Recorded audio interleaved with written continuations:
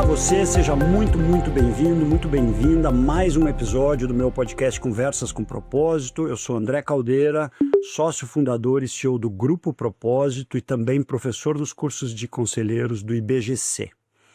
A minha convidada de hoje é a professora Maria José Tonelli. Maria José, seja muito bem-vinda ao Conversas com Propósito.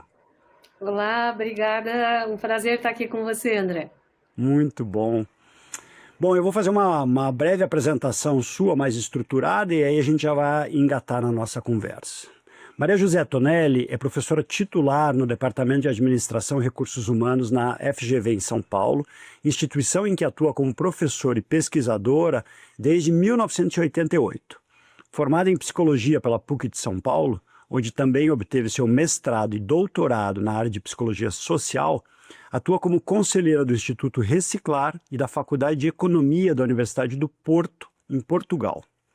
Especialista em educação socioemocional, diversidade e desenvolvimento de lideranças, dirige na AGV o Núcleo de Estudos em Organizações e Pessoas e coordena projetos em parceria com empresas. É delegada brasileira no grupo de engajamento Women 20, que representa a sociedade civil junto aos países do G20. Colunista do jornal Valor Econômico, Maria José recentemente publicou um artigo no Valor que me motivou a fazer o convite para essa entrevista. O artigo tinha o seguinte título: Os ideais impossíveis do modelo de sucesso masculino. Maria José é divorciada, tem 3 filhos e 5 netos. Nas horas vagas, gosta de ler bons livros de ficção, gosta de música, cinema e viagens. Muito bem, eu começo todos os meus episódios, Maria José, com um pedido, para que você traga um momento, um trecho da sua história que foi marcante e que ajudou a definir quem você é hoje. Obrigada por estar aqui novamente, André, é um prazer para a gente conversar, fiquei muito honrada, já vi aqui todo mundo que você entrevistou, falei, nossa, poxa vida, ele quer falar comigo também. Inclusive eu recentemente entrevistei a Estela Campos, que está fazendo mestrado na GV, inclusive por cutucão inicial seu, e você é orientadora dela no mestrado, né? Sim, eu ouvi o podcast, tá? Foi muito legal, eu amo de paixão a Estela, né? Uma pessoa muito legal, eu gosto muito dela. Bom. Então, André, eu acho que essa pergunta é uma pergunta interessante, porque são vários momentos na vida, né, que fazem a gente ser o que a gente é, né? Eu queria, assim, trazer 2, posso? Você pediu claro, mas eu queria trazer 2. Uhum. Eu sou do interior, né? Fiz científico na minha época e eu tinha um professor durante todo o meu período aí, né, de ensino médio, né, que era um professor de português e era uma pessoa gentilíssima, e que foi quem, eu diria, me ensinou a ler. Ele fazia toda semana o que ele chamava de uma academia literária, e aí todos os alunos tinham que fazer uma apresentação de um livro que leram, de um artigo de jornal que leram, de um conto que leram, e de uma poesia que devia ser declamada, né? Olha! Então, foi um professor que marcou, eu acho que a minha trajetória, né? Eu digo que ele me ensinou a ler, porque imagina você fazer isso durante 3 anos, toda semana tinha um livro que cada aluno apresentava. Então a gente ia se revezando, mas ao longo de 3 anos eu nem sei quantos livros apresentei. E eu aprendi a gostar de poesia e a declamar poesia. Então, eu acho que isso teve uma importância na minha vida, na minha trajetória. Acho que de aprender a ler e aprender a falar também, de alguma maneira. Então, acho que isso foi um momento que eu gosto de lembrar, porque de fato foi marcante. Ele me inspira como um professor. Eu virei professora e eu acho que eu tenho a inspiração ainda dele como um modelo, né? Sem dúvida. Antes de você trazer o segundo recorte, Sim. eu não posso deixar de mencionar, eu sempre faço associações, né, com as minhas histórias ou pensamentos que eu tenho quando eu faço essas entrevistas. Eu tive um professor, também sou da época do científico, E era na oitava série, que era o último ano, antes, não existia o nono ano, né? Na época em que eu fiz o ensino fundamental.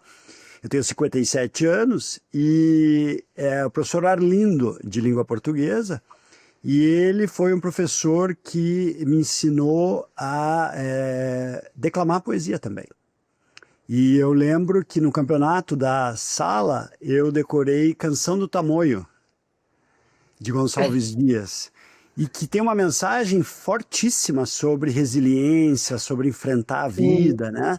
Não chores, meu filho, não chores, viver é lutar, a vida é combate, que aos fracos abate, que aos fortes e aos bravos só pode exaltar. E assim vai. Uau. Se ligar, eu lembro dela Você inteira, e são vê? 80 versos, né? Então você veja a força desse tipo de coisa, É. né? E o estímulo que serve pra gente, né? Não, muito. E as pessoas às vezes se perguntam, né, para que decorar uma poesia, né? Bom, acho que tem tantas utilidades, né, que a gente nem. Então, assim, acho que esse foi um momento marcante, acho que na minha trajetória, mas acho que tem um outro, e aí esse eu diria é especialíssimo, é alguma coisa que acho que a Uhum. gente é uma pessoa antes e outra pessoa depois, completamente diferente, quando eu tive minha primeira filha e a vinda dos filhos, né? Uhum. Então, acho que isso, né, às vezes as pessoas olham para a trajetória, né, assim, de professoras e pensam que a minha vida foi sempre carreira, mas eu diria que ser mãe foi alguma coisa que me fez ser outra pessoa, né? Eu espero ter podido ensinar algumas coisas para os filhos, né? Uma menina e dois meninos, né? Uhum. Todos adultos, né? Assim, enfim.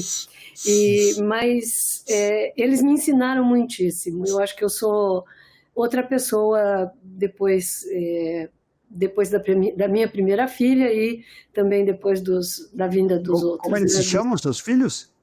É Mariana, a mais velha, Uhum. Michel, o do meio, e Rafael, o caçula. Ah, que não, os livros. Sabe que, de novo, eu faço uma associação, porque eu não, obviamente, não pari meu filho mais velho, mas eu lembro do momento, no primeiro dia que eu o segurei no colo. E aquele momento eu me transformei completamente, porque ali ele tinha acabado de nascer e nasceu um leão em mim, que é aquela coisa de não ser mais eu, é por ele e depois por Uhum, eles.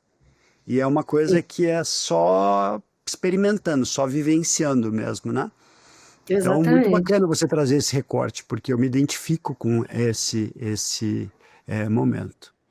Não é com certeza algum momento que é difícil de escrever, né? Assim, Uhum. é realmente, eu diria, é uma transformação da água para o vinho, né? Aquela que é realmente, né? Você falou de leão, eu acho que a gente vira leoa, né? Assim, Isso, é a isso. questão de você, Uhum.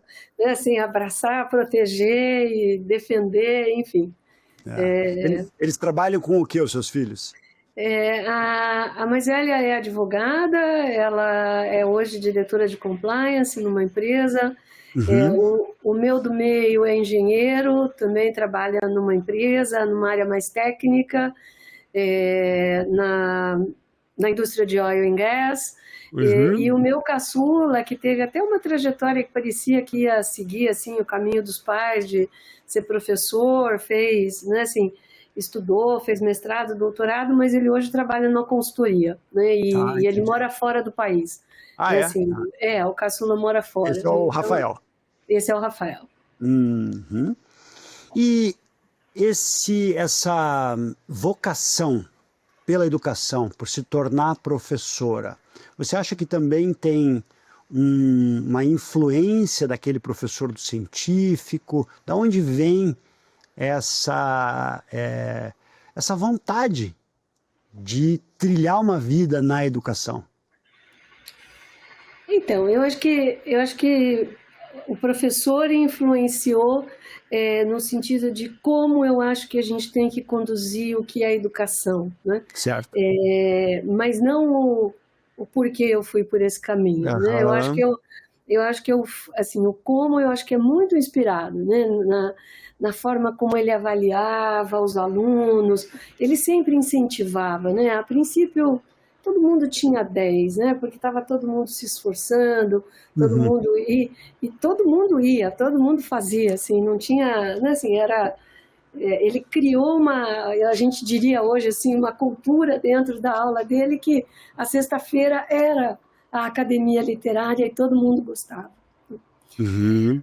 Mas acho que o caminho para ser professor, acho que ele vem de dois lados, né?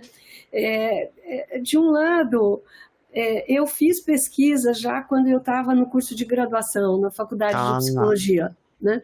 Eu cheguei a fazer pesquisa, né? Assim, tinha uma professora orientadora, nós éramos um grupo que fazia pesquisa. Essa pesquisa é uma pesquisa marcante na minha história, porque enfim, ela traz alguns elementos que acho que são importantes de aprendizagem, de como olhar, né, assim, de como olhar o contexto, né? Posso até falar um em qual pouquinho? temática, posso perguntar? Pode, claro, É. claro. É assim, a pesquisa era com crianças abandonadas de Hum. 0 a 7 anos, numa instituição que naquela época chamava FEBEM, né? Uhum. Sim, eu lembro. Onde eram crianças de 0 a 6 anos abandonadas, né? E era um lugar, eles viviam aqui na cidade de São Paulo, num casarão muito grande ali no bairro do Pacaembu, uma casa Uhum. bonita, grande, né? Que provavelmente deve ter sido uma doação para o Estado. E as crianças, elas, do que eu, assim, nós registrávamos, né? Nós tínhamos que fazer um acompanhamento com um protocolo de registro, com um cronômetro sobre o tempo que as crianças estavam em determinadas diferentes atividades que elas tinham que desenvolver, né? E a gente ficava na observação. Então, nós tínhamos uma planilha de observação. Então, observação é alguma coisa extremamente importante numa carreira de pesquisa, né? E eu Uhum. fui treinada nisso, né? Com registro de tempo de banho, né? Eu Uhum. jamais me esqueci do tempo de banho daquelas crianças, né? Que tinham 3 anos, para você ter uma ideia, André, você tem filho, sabe? Assim, uma criança de 3 anos, numa vida, vamos dizer, mais ou menos normal, com pais, elas já andam, já falam, né? E essas crianças, aquelas crianças, não tinham essa habilidade, nem de andar, nem de falar, porque elas não tinham a estimulação necessária para isso, né? Eu não estou Entendi. nem responsabilizando, porque eram duas cuidadoras para cuidar de 20 crianças. Você sabe, hoje uma mãe para lidar com um pai para lidar com já é assim, né? Uma tarefa muito demandante, né? Então, assim, o banho das crianças era de 3 segundos, era passar na água, assim, né? Então, Puxa. elas não tinham estímulo e elas não tinham nenhum problema neurológico, porque algumas delas iam para o HC, para o Hospital das Clínicas na época, para fazer exames, ver o que, assim, elas não tinham problemas neurológicos, nem de fala, nem de locomoção. A questão era realmente falta de estímulo, né? Enfim, eu acho que isso foi um caminho que me lançou, vamos dizer, para a questão da pesquisa, né? Um outro. Naquela época, na graduação, você já imaginava fazer um mestrado e depois um doutorado? Não, não, eu Não? não imaginava nada. Assim, eu acho que eu não sou um bom exemplo de alguém que planejou a carreira, viu? Sei, sei. Ela foi acontecendo e graças a Deus deu certo, mas assim, não teve nenhum planejamento, quero ser isto, quero, né? Foi acontecendo, né? Sei. Eu trabalho desde o primeiro ano da faculdade, né? Assim, eu fazia o curso na PUC tarde e noite, pela manhã eu trabalhava. Então, uma outra coisa que me levou também para o caminho da pesquisa, eu trabalhava numa editora, e eu fazia pesquisas que os assinantes da enciclopédia pediam, né? Assim, eu diria assim, outro dia eu estava conversando com uma pessoa que disse, você era o Google da época, você era o chat GPT da época, porque Uhum. as pessoas se associavam a essa editora, compravam a enciclopédia, que na época era vendida, né? Sim. E aí elas tinham direito a fazer perguntas, e eu era a pessoa que respondia as perguntas, né? Uhum. Assim, então eu ia fazer pesquisa em diferentes bibliotecas da cidade de São Paulo. Então, assim, esse foi o meu primeiro emprego. É, então, isso, né, assim, foi também alguma coisa que me levou para esse caminho. Mas eu acho que o terceiro fator, eu acho que diria o mais importante, foram os filhos, né? Hum, Conciliar a vida, né, de trabalho sendo professora com filhos, eu acho que ela permite aí uma compatibilidade, né? E na entendi. época que eles eram pequenos, eu podia dar uma atenção, assim, né, assim, eu tinha mais liberdade nas férias, né, assim, tanto que eu fiz, acho que uma carreira do ponto de vista assim profissional mais tardia, tá? Uhum, uhum. Assim, não é que eu sou uma professora, pesquisadora, assim, desde que eu comecei, né, assim, a minha vida profissional. Eu tenho 40 anos de vida profissional, mas eu diria assim, de ter uma carreira, de ter alguma coisa que a gente poderia dizer, né, assim, já com mais uma linha, uma diretriz, é alguma coisa mais de 20 anos para cá, eu não diria, Entendo, entendo. assim, alguma coisa que começou, né, assim, nesse rumo depois, assim. Não me arrependo de Uhum. nada não, tá? Sem Eu dúvida. gosto de tudo que eu pude fazer antes para poder ser a pessoa que eu sou hoje. Muito bom. Bom, entrando aqui no motivo principal, né, do meu convite a você, o seu artigo no Valor Econômico com o título Os Ideais Impossíveis do Modelo de Sucesso Masculino. Então, se a gente resgata um pouco o mundo do trabalho, né, logo após a Segunda Guerra Mundial, a gente observa o nascimento de termos como o company man, o homem de uma empresa, né, que trabalhava quase que toda a sua vida na mesma empresa, lembrando uma época em que mulheres ainda não tinham uma presença mais maciça no mercado de trabalho. E também um outro termo, a chamada carreira linear. Então, dois termos que surgem ali em especial, ou ganham força. Não sei se eles surgem, mas eles ganham força ali depois da Segunda Guerra. Quais são, na sua visão, os maiores contrastes daquele momento de mundo com o mercado de trabalho hoje em dia? Então, acho que isso que você está pontuando, né, é exatamente, acho que o cerne da questão, né? Eu acho que ao longo do século passado, e especialmente depois da guerra, como você bem disse, né, isso dá quase 100 anos, né? Vamos pegar lá né, Uhum. assim, É né, isso? né, assim, Final durante dos anos 30, né, final praticamente. dos anos Uhum. 30, 39. começo dos anos 40, se a gente pega, por exemplo, a industrialização brasileira, né? O processo de industrialização brasileira, que vai pedir esse modelo que você começou a citar, né? Então, você tem empresas no Sul, né? Não vou ficar citando nomes aqui para não. Uhum. Uhum.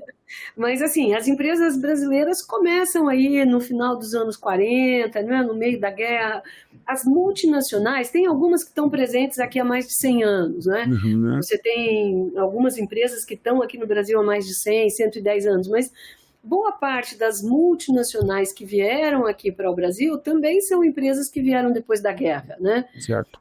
Então, assim, esse modelo, que eu acho que é um modelo é, de organização que é econômica, ao mesmo tempo social e ao mesmo tempo da nossa subjetividade, e eu acho que é isso que você está trazendo, né? Assim, a nossa subjetividade depende desse contexto social e depende desse contexto econômico mais amplo, né? Uhum. Nesse momento que a gente está falando aqui, o modelo era esse. O modelo era você estudar bastante. Eu acho que da minha geração, da sua geração, a gente vê, né, os baby boomers todos, né? Se a gente Exatamente. quiser classificar. Isso. Não gosto muito das classificações, mas pegando, né, porque tem variações aí, Sim. né? Mas pegando essa geração, né? Se a gente pega essa geração no Brasil, qual que era o modelo? Era assim, você tinha pais ou avós que eram imigrantes, pessoas, né, assim, ou que ficaram migração interna, enfim, pessoas que pais e avós trabalharam muito para que os filhos pudessem estudar, e o estudo, né, iria permitir que eles entrassem dentro de uma carreira profissional e com isso construir uma vida, né, e ascender profissionalmente de modo a ter melhores condições de vida e de trabalho, né? Era um pouco esse modelo, né? Se você me permite, tem um artigo que, assim, toda vez que me chamam para falar, tem palestra, coisa assim, eu acabo falando, pode ficar meio repetitivo, mas é que eu acho que é importante, né? Assim, é um artigo do Bresser Pereira, de 1963, que ele fala, o título do artigo é The Rise of Middle Management and the Middle Class, né? Onde ele vai falar do crescimento da classe média brasileira justamente pelo advento desse grupo, né, que começa a assumir posições de gestão e vai começando a crescer dentro das empresas e constrói uma classe média que não existia no país antes dos anos 50, não é, do século passado, né? Então esse era o modelo e ele era meio que garantido. Assim, assim, você tinha uma certa garantia, olha, se você estudar, se você entrar para o mundo do trabalho, se você se esforçar, trabalhar bem, você vai ter uma carreira, né, dentro dessa empresa, vai assumindo aos poucos determinadas posições e vai crescendo profissionalmente, né, vai crescendo na hierarquia, enfim, né? Esse era o modelo, né? E acho que é isso que você trouxe, né? Não é assim, the organizational man, né? A gente dizia assim, aquela pessoa que nasceu e cresceu dentro daquela organização. A gente tem muitos exemplos disso, né? E eu acho que o modelo norte-americano também foi muito forte vamos dizer assim, nesse posicionamento, que é um posicionamento ao mesmo tempo econômico, ao mesmo tempo de estrutura social e ao mesmo tempo de construção da nossa pessoalidade, da nossa subjetividade. Quando você fala subjetividade, você se refere ao sujeito mesmo, né? Estou me referindo a como nós construímos a nossa ideia de nós mesmos, se eu posso dizer dessa maneira. Construção de identidade mesmo. Construção de identidade. Como é que eu me vejo nesse mundo? O que eu vou poder vir a ser? Qual que é o meu ideal? Né? Era aquela pergunta clássica que se fazia para as crianças, o que você vai ser quando crescer? Então, assim, a ideia de que você pode crescer, né, fisicamente, assim, até do ponto de vista etário, mas também do ponto de vista profissional, né? O que você vai fazer? Né? Eu perguntei até para esclarecer, porque dependendo de quem estiver nos ouvindo, a subjetividade pode ser vista como o oposto da objetividade. E aqui não, aqui é a relação com a identidade, com o sujeito. Você sabe que eu, recentemente, ouvindo um podcast, porque depois que eu me tornei podcaster, eu consumo muito podcast. Seja porque o conteúdo é bom, seja porque eu observo como esses anfitriões dos podcasts entrevistam as pessoas, né? E aí a conversa era sobre a evolução da sociedade, onde há alguns anos, ou há muitos anos, normalmente as pessoas, em especial nos Estados Unidos, elas se saudavam perguntando, e aí, da onde você é? E hoje a pergunta mais comum não é mais essa, e sim, o que é que você faz? Então, um trabalho, o seu ofício, o seu trabalho, como um elemento de definição da identidade do sujeito mesmo. Então, e acho que esse ponto que você trouxe é super importante. Não, eu não estou falando de subjetividade em oposição à objetividade. Talvez seja um vício aí de psicólogo, né? Assim, estou falando da nossa identidade, de como a gente se percebe, da nossa pessoalidade, vamos dizer, né? Assim, do que a gente é, do que a gente quer, do que a gente gostaria de ser, né? Assim, e essa possibilidade, ela é uma possibilidade interessante do mundo, vamos dizer assim, do mundo do capital, né? Se eu puder falar, né? Assim, porque no mundo aristocrático feudal, eu não podia querer vir a ser alguma coisa, né?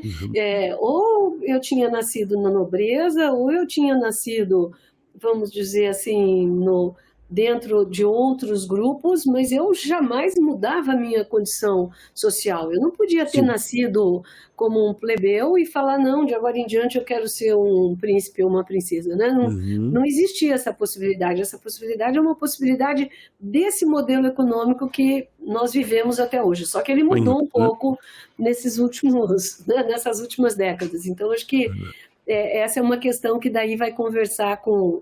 Né, que acho que é a nossa conversa aqui do nosso podcast, né? Então, Eu, fazendo uma pesquisa, né, sobre o seu trabalho, a sua produção, a sua atuação, encontrei inclusive várias pessoas, né, que a gente quando se conheceu, acho que a primeira vez que falamos foi no programa Lideranças Virtuosas, né, do Alexandre de Micheli e da Ângela Donaggio.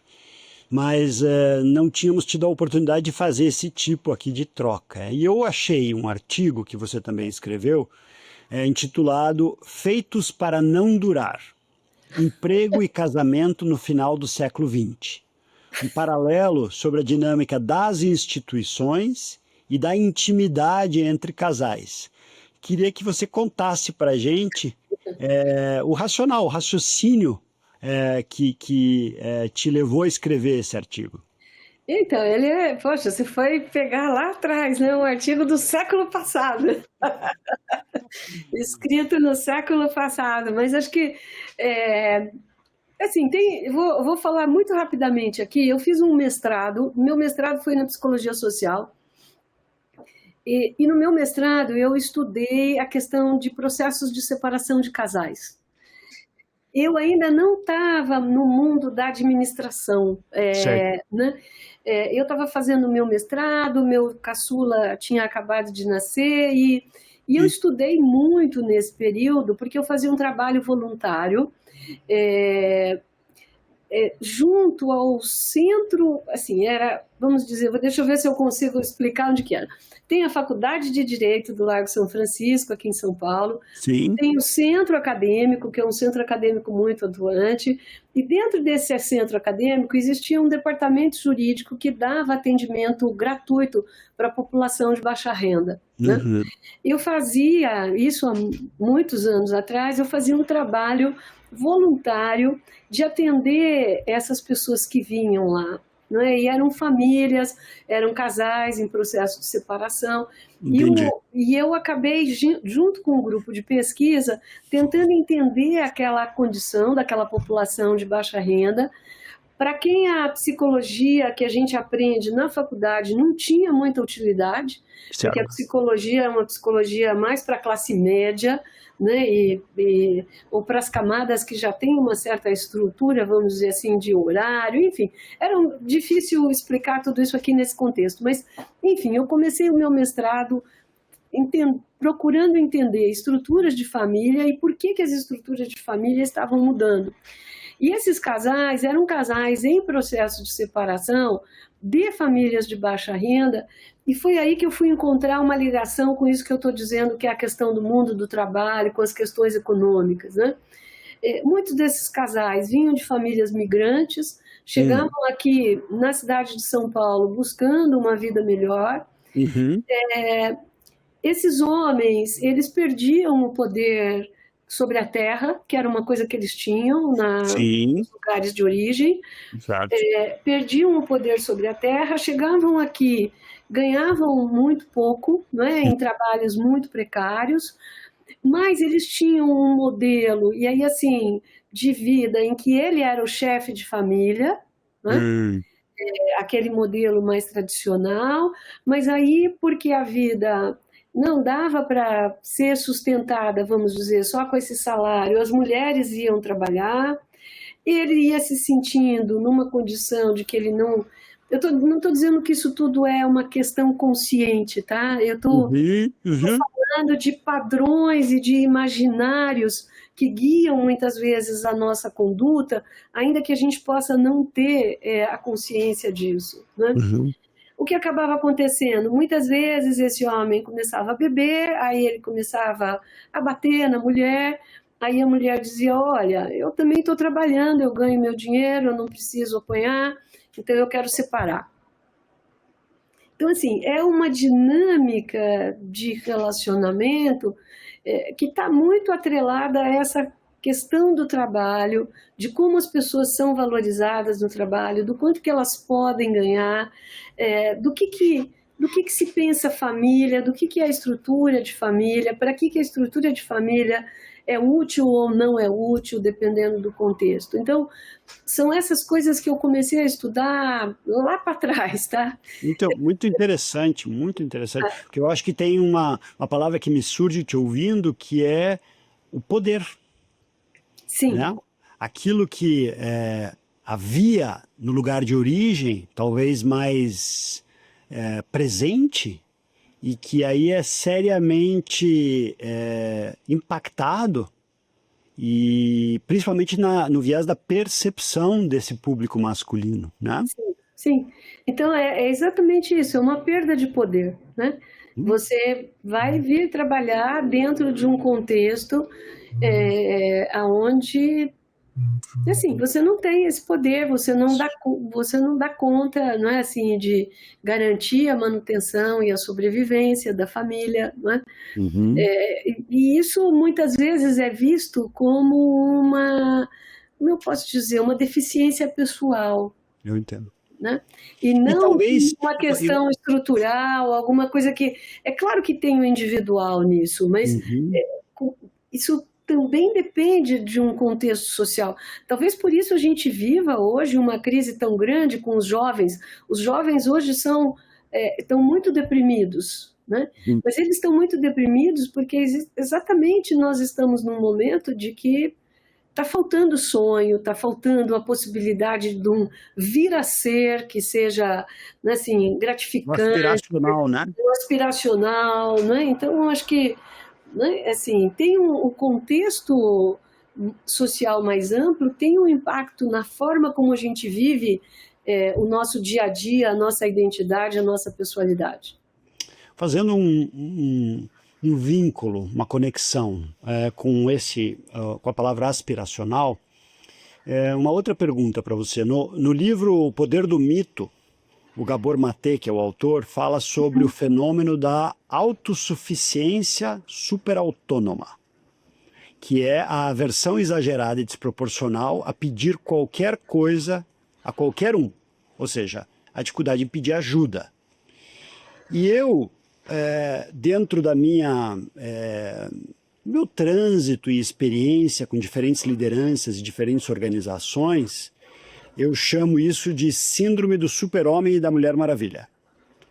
Então eu queria um pouco da sua visão sobre esse comportamento nas lideranças atuais e até que ponto você acha que existem diferenças entre os homens e as mulheres nesse sentido.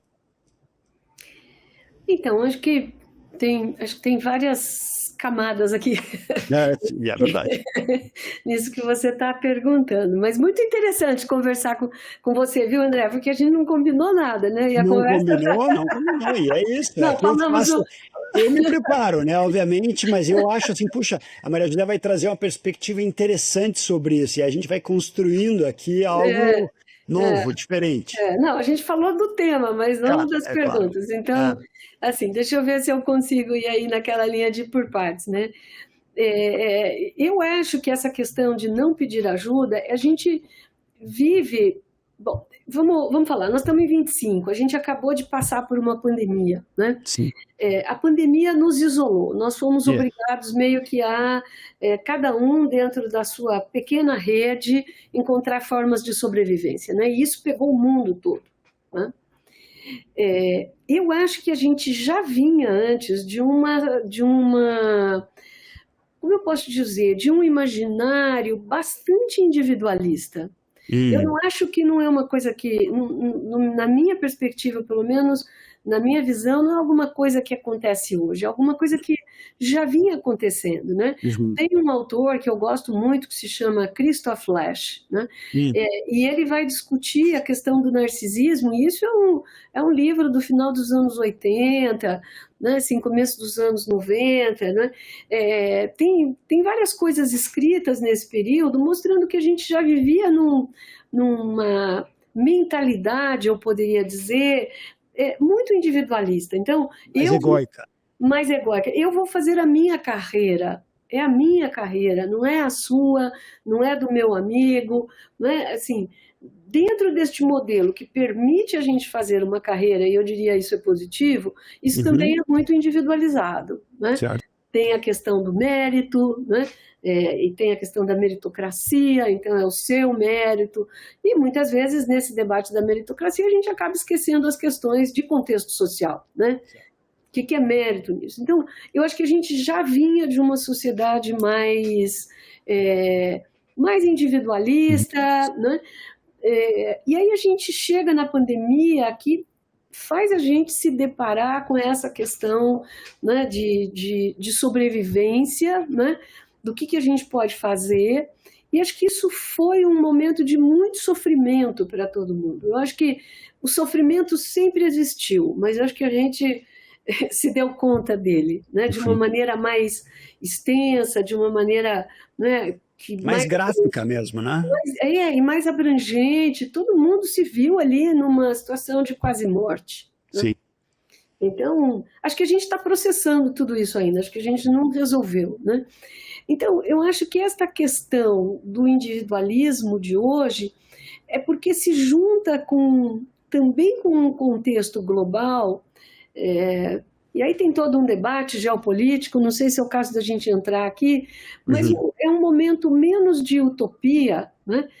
Quando os humanos, né, nós, humanidade ali, mundo ocidental, saímos da guerra, né, tinha uma coisa assim, vamos construir o mundo, quais são as... Né, tinham sonhos, né, e acho que a pandemia nos fez a gente cair em si, né, de que esses sonhos não são possíveis, o mundo geopolítico tem uma complexidade, né, qual que é o sonho, né, assim, com que planeta que a gente sonha, né?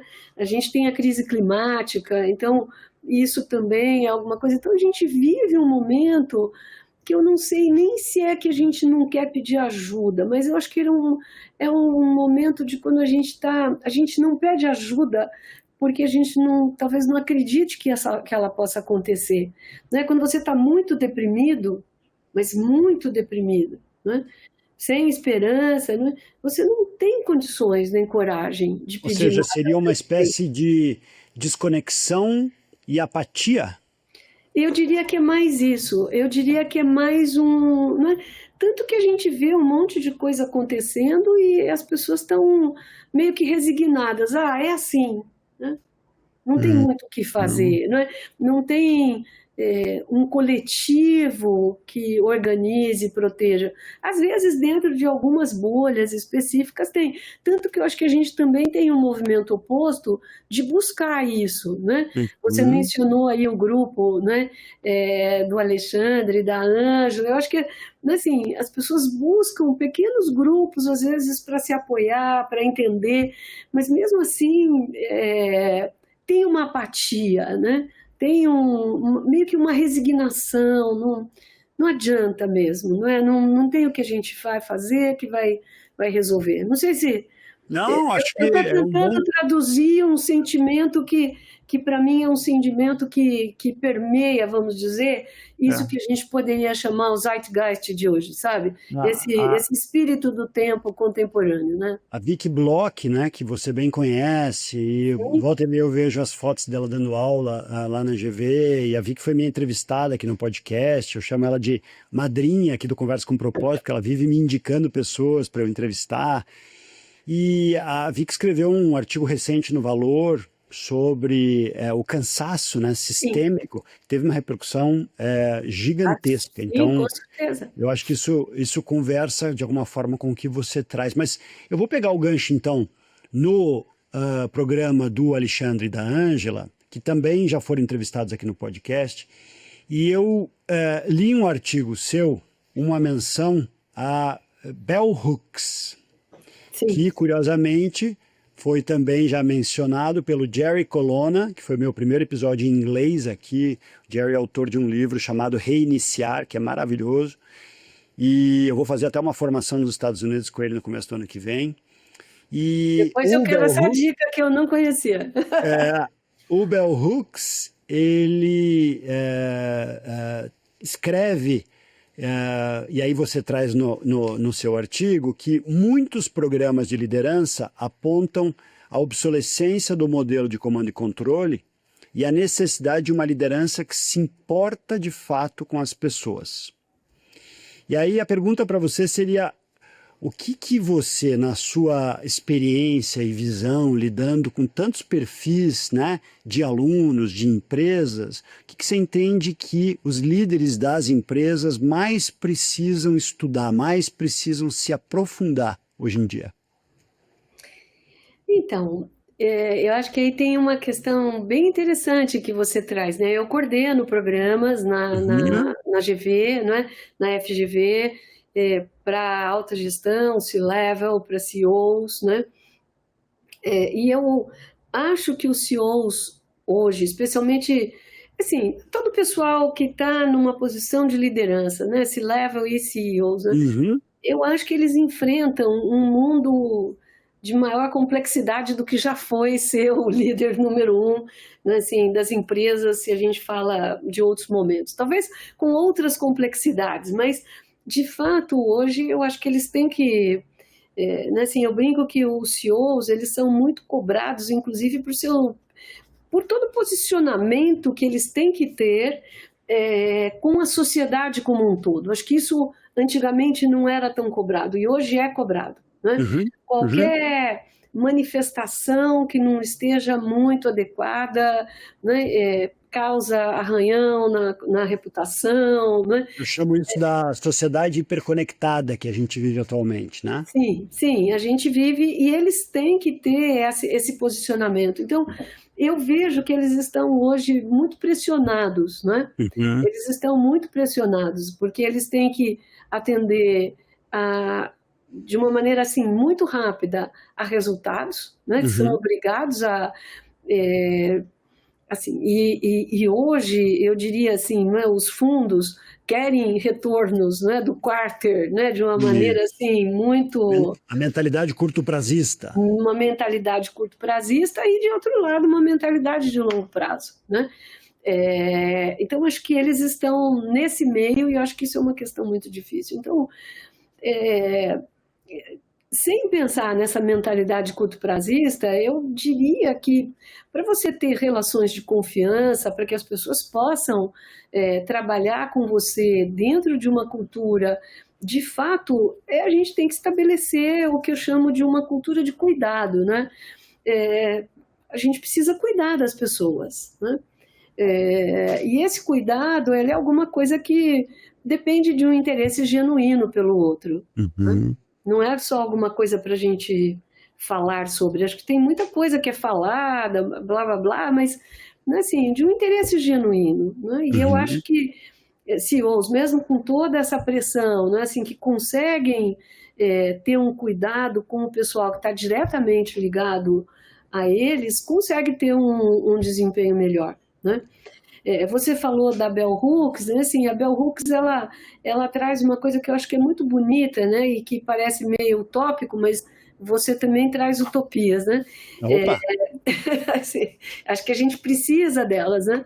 É, que é a questão de você ter o amor como alguma coisa que nos conecta, né? Isso. Assim, o que, né? Assim, a questão, né? Eu chamo a Bell Hooks de uma feminista amorosa, né? Uhum. Ela traz de volta a questão do amor como alguma coisa que não é que porque o ódio separa, né?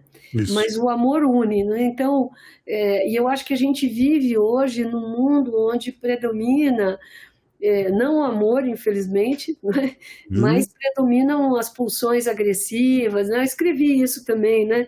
É, numa das colunas do Valor, eu escrevi por que precisamos da guerra, por que a guerra e por que a gente precisa do amor, né? Uhum.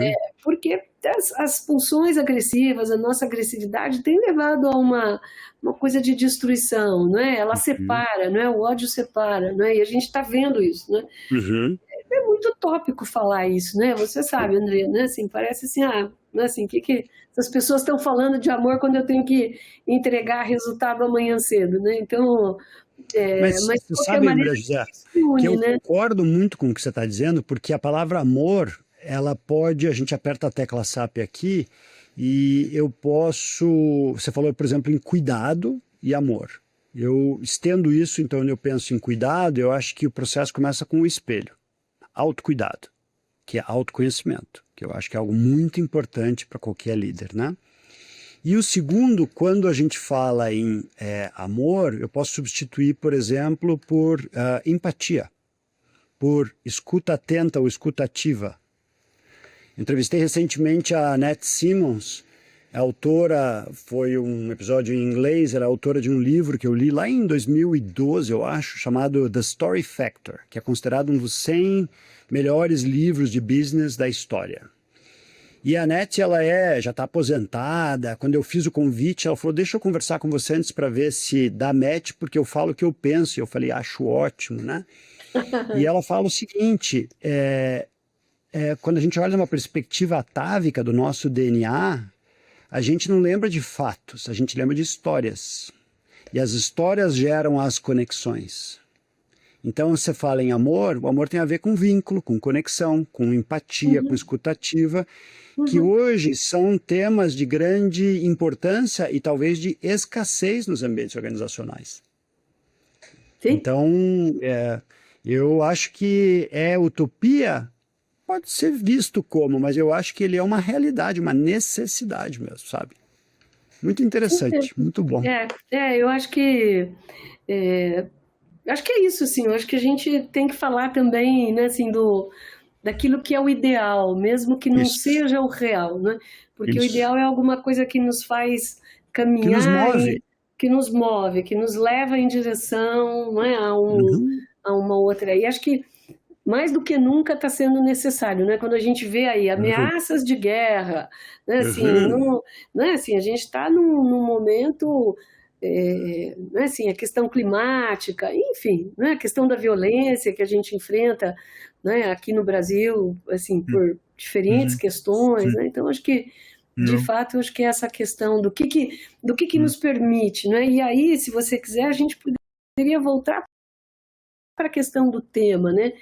O que a gente precisa, assim, homens e mulheres, né, assim, o que eles precisariam para eles poderem, de fato, ter uma convivência social melhor, né? E eu acho que é de cuidado, né? O quanto é que nós estamos podendo cuidar, né, para que essas pessoas, para que elas possam ter uma aspiração, para que elas possam ter um caminho que leve, né, a concretizar essas aspirações que elas tenham, né? Então, quando eu escrevi o artigo pensando que hoje esse ideal de você caminhar, ser bem-sucedido, chegar necessariamente a uma melhor posição dentro das organizações, ele não é mais factível como ele já foi. E se você não atende, não quer dizer que você é um fracasso, né? Não quer dizer que você não deu certo, é porque simplesmente dentro desse momento e desse contexto socioeconômico que a gente vive, isso de fato está mesmo muito mais difícil. E a gente tem visto, né, assim, numa população que envelhece, a população mais velha tendo que trabalhar mais para cuidar dos filhos, às vezes até para cuidar de netos, né? Eu já vi depoimentos assim de, olha, eu preciso trabalhar para ajudar, né, no cuidado com os netos. Então, é um pouco nessa direção que eu estava querendo trazer, sabe, André, o debate. Uma coisa assim, do quanto ideais, que já foram ideais, alcançáveis no passado, era possível. Você estudava, você trabalhava, não estou dizendo que era para todo mundo, com muitas injustiças, claro, mas ele era mais factível, né? E hoje eu vejo como algo mais difícil ainda, né? Esse modelo. Então, será que a gente só tem valor porque a gente conseguiu ascender? Não, todo o trabalho não é um trabalho de valor? Como é que a gente pode valorizar o trabalho, qualquer que seja ele? E o Brasil, eu acho que a gente tem um problema com a questão da valorização do trabalho, né? Desde a escravidão, o quanto o país, né, assim, a população da época pôde ter um trabalho de graça sem pagar, né? Isso foi exercido ao limite, né?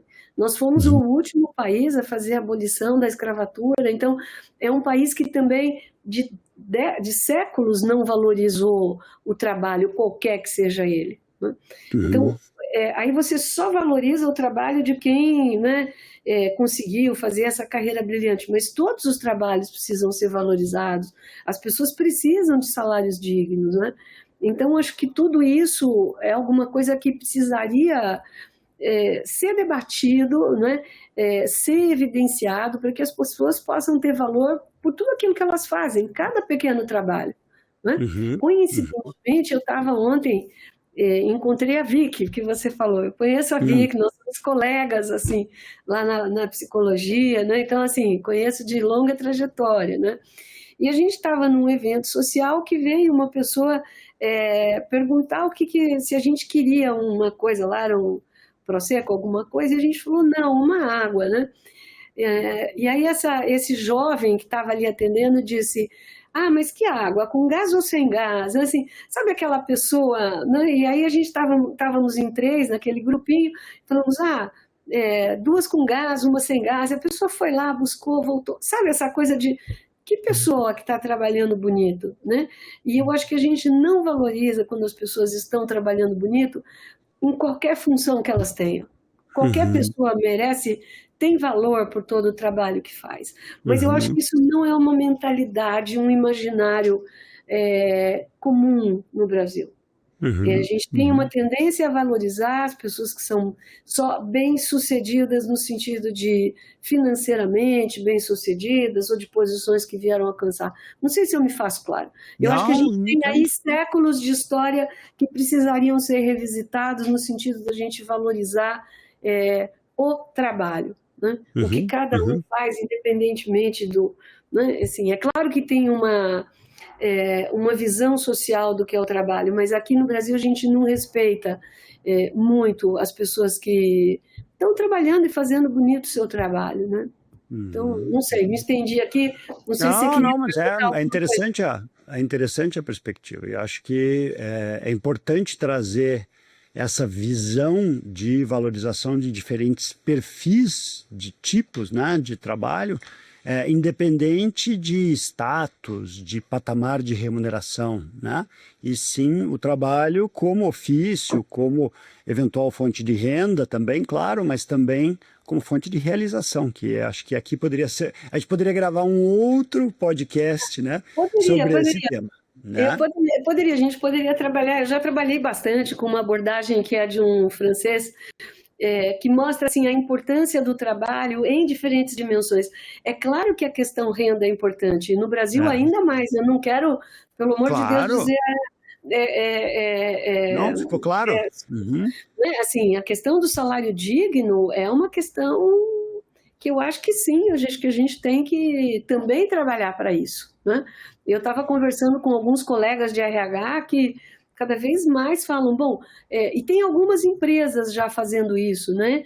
Assim, qual é o mínimo que uma pessoa precisa para realmente viver, independente do nosso salário mínimo? uhum, uhum. Assim, o que que ela precisa para ela viver de uma maneira digna, né? Então, quando a gente está falando de salário digno, acho que essa é uma outra pauta. Tem várias pessoas que, se você quiser entrevistar, podem falar sobre isso, que é bem bacana. Já. Eu acho, eu acho um tema relevante no contexto de hoje, sabe? Também acho, também acho.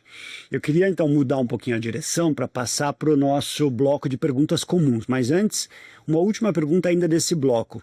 Que conselhos você daria, com a bagagem e experiência que tem hoje, para Maria José lá com 20 e poucos anos, quando estava começando a carreira? Eu diria para ela acreditar mais nela. Ah, Eu acho que eu levei muitos anos para acreditar em mim. Às vezes eu ainda tenho muitas dúvidas. Foram muitos anos de análise, de divã para poder melhorar a autoestima. Então eu diria para ela, olha, vai com acredite um fé. pouco mais, vai com fé, acredite mais em você. Esse Muito seria o bom. conselho. Acho que as pessoas têm que acreditar, né? Assim, nelas próprias, né? É, Especialmente as mulheres, né? sem dúvida.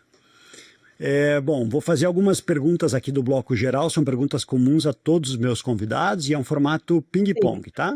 Então, tá. complete para mim a frase a seguir. Propósito é. Cuidar bem de si e dos outros. Duas ou três palavras que ajudam a gente a entender o seu propósito pessoal.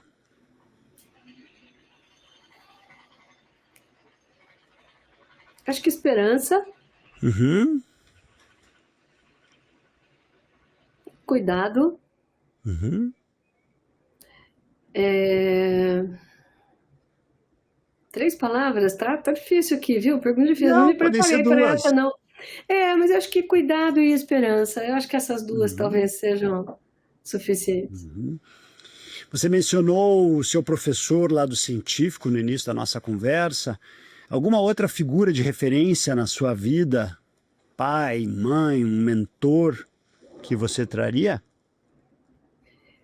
Eu acho que pai e mãe, sem dúvida nenhuma, são pessoas que tiveram um papel. Uma vez me perguntaram da onde vinha a minha ética do trabalho. Hum, E eu respondi que a minha ética do trabalho eu aprendi com meu pai, né? O meu pai era carpinteiro, hum, a minha mãe era analfabeta. Então, são pessoas que lutaram muito para que os filhos uhum, pudessem crescer e se desenvolver. E o uhum. meu pai era uma pessoa especial naquilo que a gente poderia falar. Minha mãe também no trabalho, mas acho que são em contextos diferentes, né? Assim, estou falando mais desse trabalho no espaço público, né? Certo. Então, meu pai, com certeza, na questão da ética do trabalho, e a minha mãe, que era analfabeta, mas eu diria uma mulher com uma sabedoria imensa, né? Tem ditados dela que eu uso até hoje, né? A Por paciência. exemplo, Ela dizia assim, minha filha, a única certeza que a gente tem é da morte. uhum, Eu uhum, acho que essa é uma frase extremamente importante, né? O resto tudo a gente pode, né, lutar e ir atrás, né? A certeza e também nos dá uma humildade, né? Como é que eu sem posso ter dúvida. pessoas que têm certezas das coisas? Eu falo, gente, como é que as pessoas podem ter tanta certeza? Eu não tenho nenhuma, né? Assim, né? A gente vai testando as nossas ideias, vai conversando, mas que certeza, né? Então, acho que, Uhum, enfim, eu acho que ela é uma frase com muitas, né? Eu acho, e acho que a paciência da minha mãe, né? Eu tenho um pouco uhum. da paciência dela, mas não toda que ela tinha, assim. Então, mas assim, ela também me dizia, minha filha, trabalhar não mata ninguém, o que mata é o nervoso. E eu fui estudar, eu fui estudar isso depois, André, assim, né, assim, fui estudar, estudei muito, assim, nos anos 90, eu me aprofundei em toda uma discussão sobre a psicodinâmica do trabalho, o que provoca adoecimento de fato, o que nos adoece no trabalho, o que nos dá saúde no trabalho. Se você quiser, uma outra hora a gente pode conversar, Você ou no sabe, podcast, ou fora do podcast, sobre é, o que traz saúde e o que traz adoecimento no trabalho, né? Então, esse é eu um acho tema que que eu acompanho muito. Meu primeiro livro, esse ano eu estou publicando meu terceiro livro, né? Eu escrevo em formato uhum, de ficção. E o meu primeiro livro chama-se Muito Trabalho, Pouco Estresse. Conheça Joe Labor e talvez um pouco mais sobre você, que é a história de um workaholic. Então, tá, tem todo um olhar sobre estresse, destresse, realização no trabalho. Olha, certamente a gente vai conversar mais sobre isso, quem sabe legal, legal. Eu vou num ler seu outro. livro também, que eu não li ainda, Depois eu bacana. mando para você, mando para você. Tá bom, Se você obrigada. pudesse convidar qualquer pessoa no mundo, viva ou já falecida, para uma refeição e uma boa conversa, quem seria e por quê? A minha mãe, Ah, aham, entendi. Como é a que ela se minha chamava? mãe. Ela tinha um nome bonito, Anunciata Paulina. Anunciata Paulina, Dona É, Anunciata, que linda, que Dona linda. Paulina, era Dona Paulina, a Ah, gente Dona chamava de Paulina. Dona Paulina, mas o primeiro nome era Anunciata, né? Anunciata, que lindo. Eu chamaria a minha mãe. Aham, Acho que seria, assim, impossível de descrever o que é isso. aham. Qual foi o melhor ou o pior conselho que você já recebeu?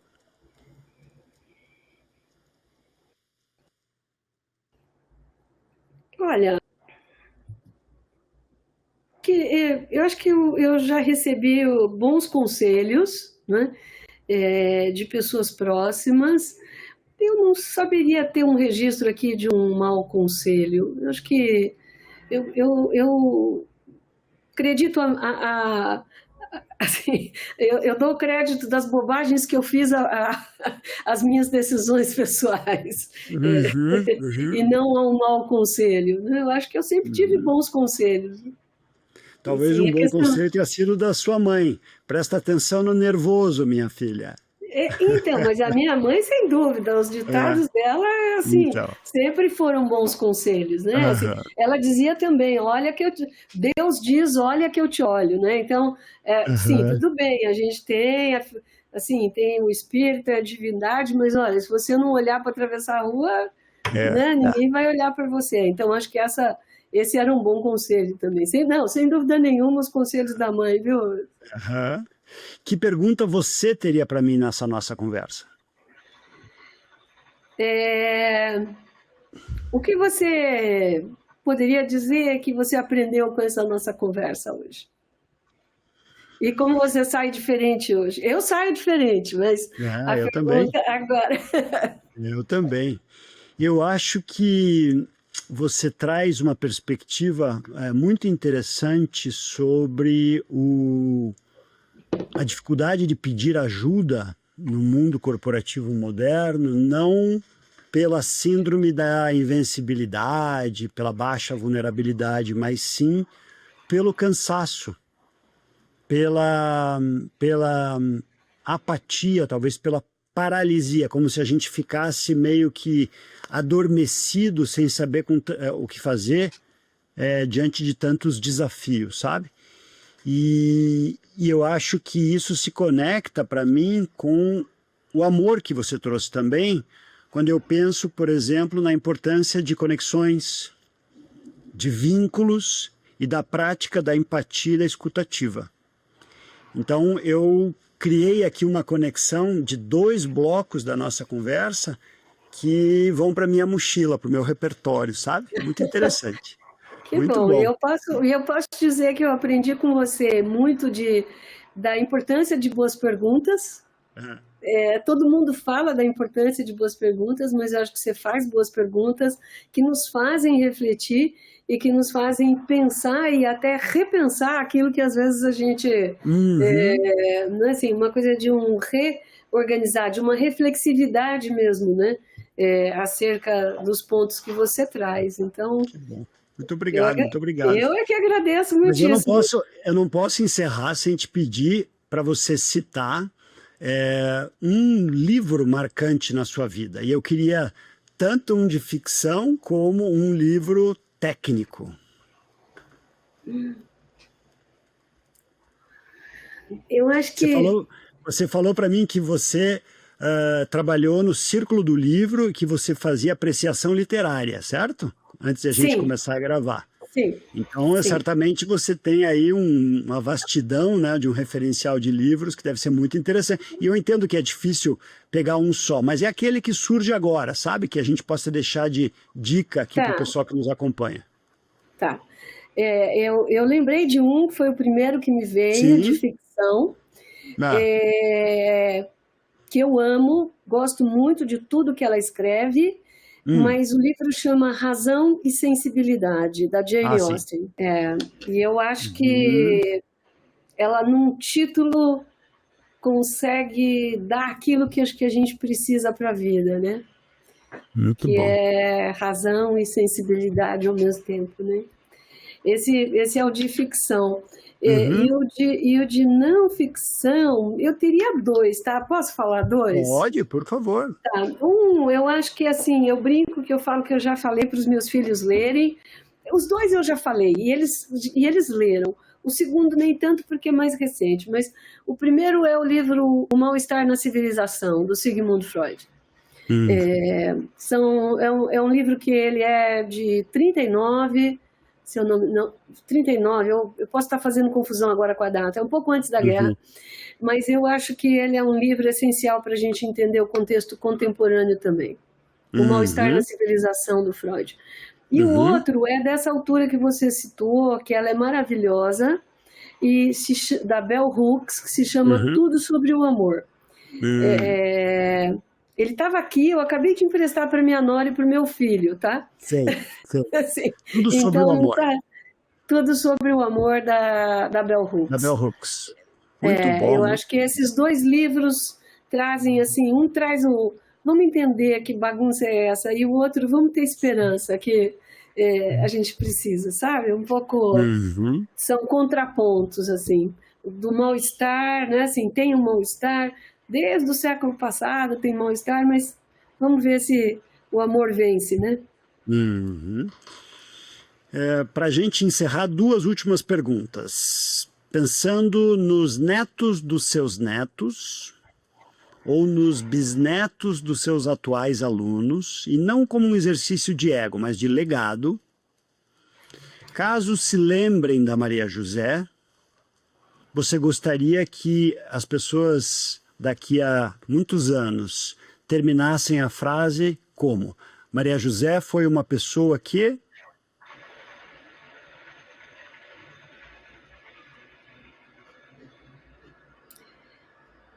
Que acreditou.